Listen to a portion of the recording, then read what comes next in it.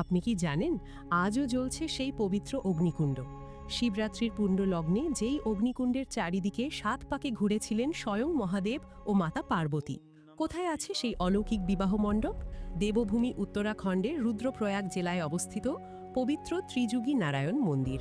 ত্রিযুগী অর্থ 3 যুগ ধরে জ্বলন্ত। পুরাণ মতে এই ত্রিযুগী নারায়ণ মন্দিরেই সম্পন্ন হয়েছিল ভগবান শিব ও পার্বতীর আধ্যাত্মিক বিবাহ। শিব পার্বতীর বিবাহের সময় যে যজ্ঞকুণ্ড প্রজ্বলিত হয়েছিল, সেই অগ্নি আজও নিভে যায়নি। স্বয়ং ভগবান ব্রহ্মা এই বিবাহের পুরোহিতের দায়িত্ব পালন করেছিলেন। ভগবান বিষ্ণু দেবী পার্বতীর ভাই হিসেবে সমস্ত বিয়ের আয়োজন করেছিলেন। মন্দির প্রাঙ্গণে আজও আছে ব্রহ্মশিলা, যেই স্থানে শিব ও পার্বতীর বিবাহ সম্পন্ন হয়েছিল বলে বিশ্বাস। পবিত্র অগ্নিকুণ্ডকে সাক্ষী রেখে দেবাদিদেব মহাদেব ও হিমালয় কন্যা পার্বতী 7 পাকে পরিক্রমা করেন। শাস্ত্রমতে মহাশিবরাত্রির পুণ্য লগ্নে এই কাহিনী শ্রবণ করলে